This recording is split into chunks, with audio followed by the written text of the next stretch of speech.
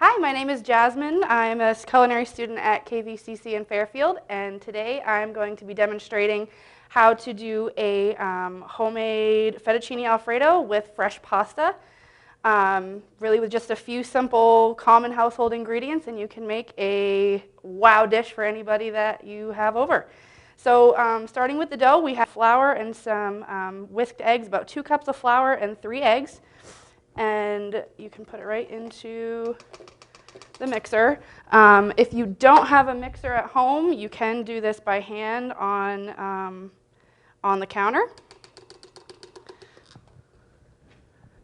All right. So start by just incorporating the flour and the eggs together.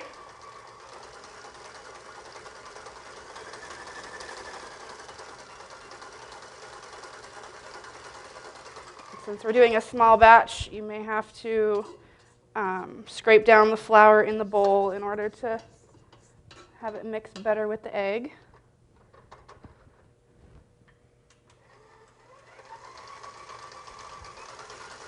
And basically you just want to get the dough together until it forms a ball. If it's too dry, you can add a bit of water. If it seems to be a little too wet and sticks to the bowl, you can add a little bit of flour to dry it out. And you may have to scrape it down a couple times because the flour gets up around the sides of the bowl very easily.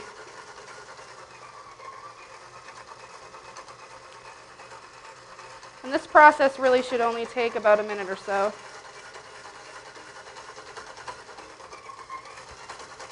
You may have to adjust the speed of the mixer as well.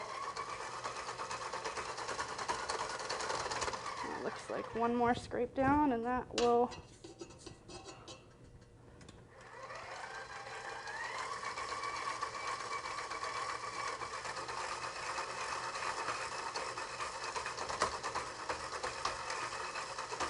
and it's looking a little bit dry, so I have some water, and you just want to add maybe like a teaspoon or so just to add a little bit of moisture to the dough.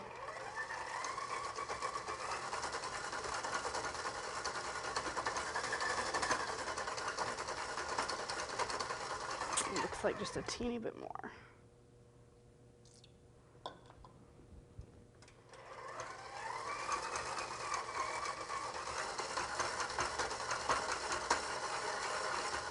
There we go. All right, so that has formed a ball. And then you want to take it out of the mixer.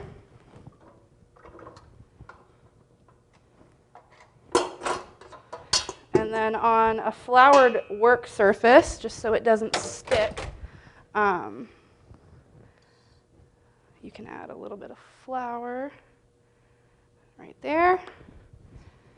And then take the dough out, and you just want to knead it a couple times to bring it all together.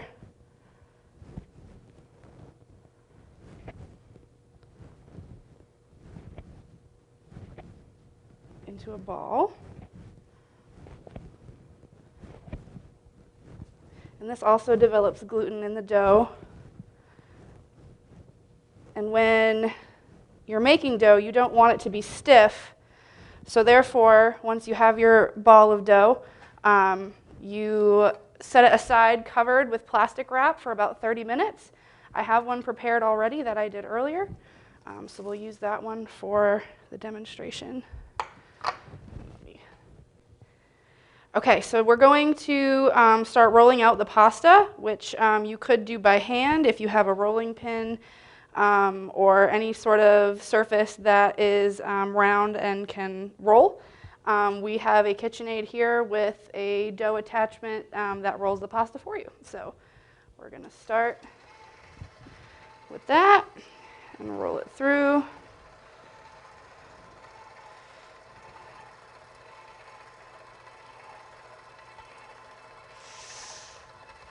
And it's a little bit wet, so we're going to add some flour to keep it dry. And we'll do that on both sides.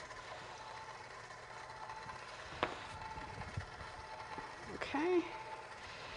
And then we're just going to roll it through, I think this number one more time. The pasta dough is a little bit brittle. All right, so there's your rolled out pasta here. And then you're going to switch out the attachment so that way it cuts the noodles out instead of just being flat. You could leave it this way if you wanted to do a ravioli or some sort of stuffed pasta instead of cutting it. All right, so we have the fettuccine attachment.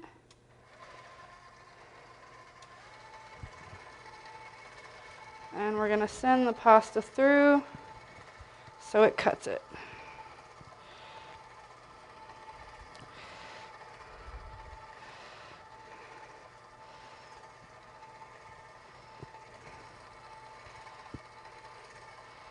All right, so there is your noodles that have been cut, and we're going to lay them on a wet paper towel or a wet towel, basically somewhere covered. That way they don't dry out too much.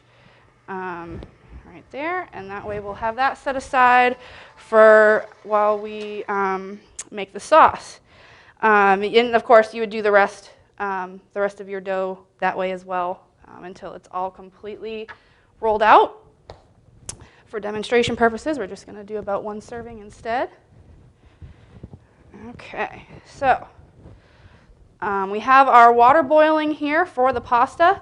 A trick that we always do here is you call it salt like the sea. So you're going to season your water with salt so that way when you cook the pasta, it absorbs the flavor of the salt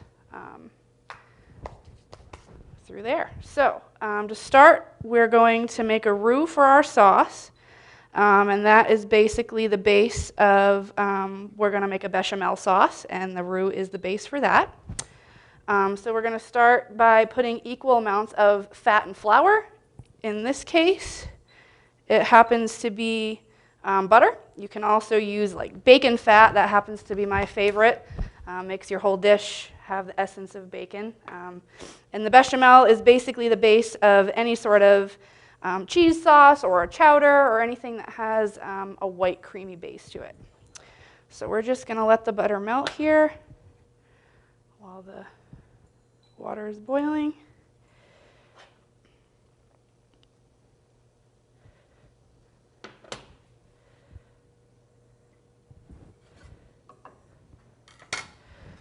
And I have a whisk here. I can just melt the butter around.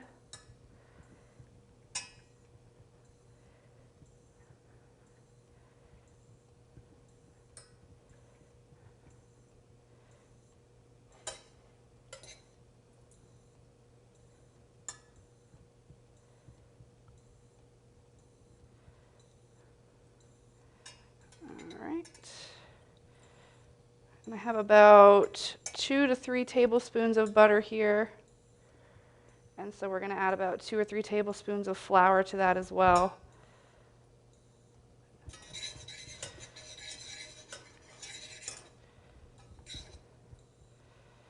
And the thicker your roux, the thicker your sauce is going to be in the long run as well. So in this case, fettuccine Alfredo usually has a fairly thick cheese sauce to it. So we'll add a decent bit of flour.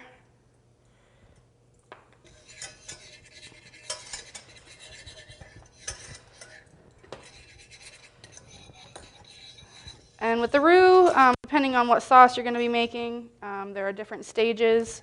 We're just going to be doing the first stage of a roux, which basically is just as it starts to cook through and get that nutty aroma. It goes all the way through to a dark roux, and that would be if you're going to be doing a dark gravy or some other sauce that has a much deeper, richer flavor to it. We basically just let the butter and the flour cook until it gets bubbly.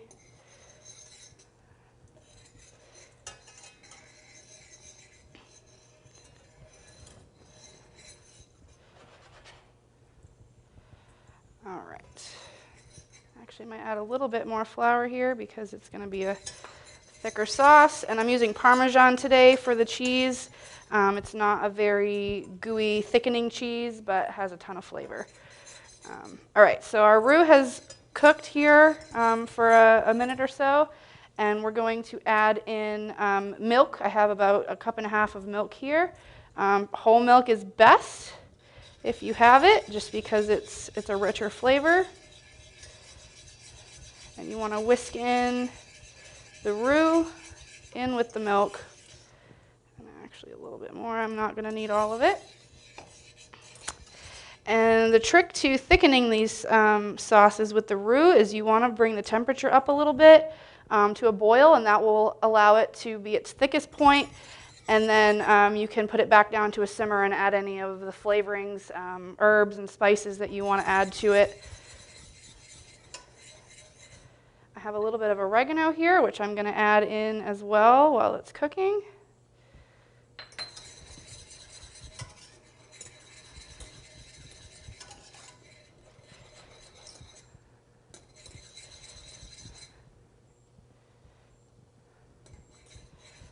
It's starting to get a little bit thicker. And you want to keep whisking as well because if there are any lumps from your roux, you want to make sure that they're incorporated into the sauce rather than have chunks of that. So as you can see, it's starting to get a little bit thicker, and it kind of runs off of the whisk here, so we can turn our temperature back down now that it's thick and keep it kind of at a warm bubble. I'm actually going to add a little bit more milk because it's a little bit thick and the milk will thin it.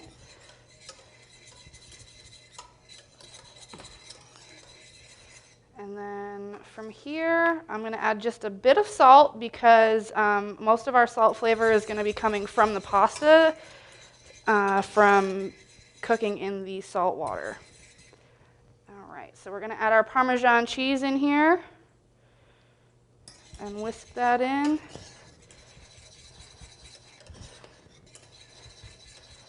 It's really starting to smell like an Italian restaurant when you get to this point. Add a little bit more cheese. All right, so while this is kind of bubbling and simmering and the flavors are coming together, the fresh pasta only takes about a minute or so to cook at the most in the boiling water. So we're going to add our noodles in over here. Okay, drop that right into the water. I've got a couple more pieces. And I've got tongs here to kind of move them around. Meanwhile, you want to make sure your sauce isn't becoming too thick or burning on the bottom, because that will add an extra unattractive flavor. But you can see that it's kind of developed more into a creamy cheese sauce here instead of a runny milk that we started out with. I'm actually going to turn the temperature up a little bit on the noodles. And this is also a good opportunity to taste your sauce. Always have some tasting spoons handy and make sure that it's seasoned well. It's got an excellent flavor. You can really taste the Parmesan because it's the only cheese we use, so it really highlights that cheese flavor. But in a creamy sauce where a Parmesan usually doesn't make any sort of a cheesier texture with on its own. And our pasta is almost done. It will plump up a bit as it's cooking.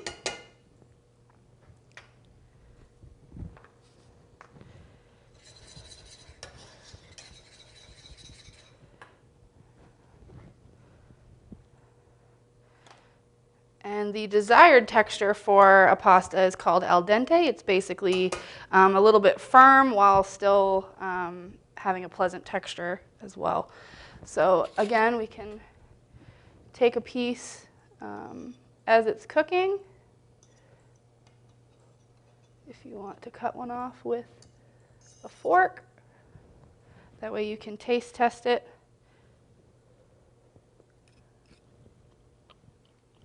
And yeah, that's just about done. So we'll go ahead and get our plate here. We have a very white colored dish, so it's good to have contrast when you plate. So I've picked a dark black bowl here with a bit of a shape to add some color to our dish. So I'm just going to take the cooked pasta, drain off some of the water with the tongs here, and then I actually go right into the sauce and coat it. All right. Put this right over here. And you can twist the pasta like so to add some texture and some height to your dish. You can put right in the middle here, like so. And then to garnish your plate, you can add some fresh Parmesan on top like that. And we've got some chopped parsley here for a garnish on the top. And so here is your homemade fresh fettuccine Alfredo. And you can wow anybody at home with just a few common ingredients and a few minutes in your kitchen. Now it's your turn.